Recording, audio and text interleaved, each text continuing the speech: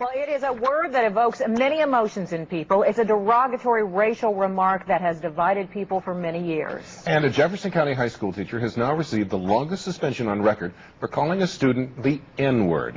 WHAS 11's defender Renee Murphy investigates what happened and why in this story you'll only see on 11. Valley Traditional High School is in the middle of a racial controversy right now. A teacher used the N-word towards a student. The word is only 6 letters long, but the impact is far-reaching. And we do want to warn you that some of the language in this story is strong, and it may offend you, it may offend some other people. But since the story is not just about the N-word, it's also about the teacher's intent and definition of the word, we have decided to leave it in the story for you to decide. And what did he say specifically to you? Sit down, nigga. Keyshawn Chambers is a freshman at Valley High School, a Boy Scout, a football player, a member of the ROTC, an honor roll student. He was hanging around his teacher's classroom door in December. The teacher told him to sit down, and the teacher says that Keyshawn used the N-word first. And I just kind of was stunned a second. Well, then get away from the door, nigga. And I repeated the same insult because that's sort of what I've been trained to do. The school district says that is not what they trained English teacher Paul Dawson to do. He tried to say I said it, and I didn't say it, and no one else in the class knows that I said it because I didn't. Documents from the school investigation show that several of the students interviewed from Valley did not hear Keyshawn say the N-word first. Dawson says that students use the slang version of the N-word at Valley High School all the time.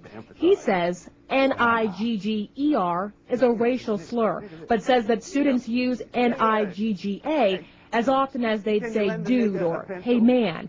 And Dawson says as much as he does not like the word, he still used the slang version to feel more comfortable with black students. Why is this word used so frequently? I just don't understand it, and I'm trying to understand it. I need help. Yes, I use nigga. I've used it. I admit it. I put the H on it to emphasize it's nigga. That, you know, nigga this, nigga please, nigga.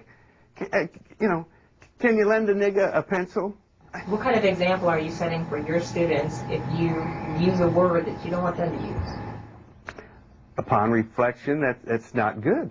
Dawson was suspended for 10 days without pay from January 9th to January 23rd, and he has to go to diversity training. He says that he's learned from this experience and hopes that others think twice before using the N-word. I will never say any form of nigga. I'm cured of that.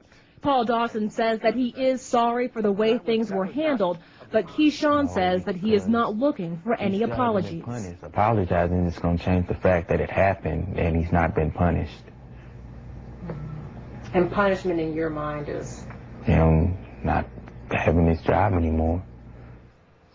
Paul Dawson says that he wants there to be a steadfast policy in Jefferson County Public Schools against people using the N-word. Right now, when it is brought up, it's dealt with on a case-by-case basis with the district.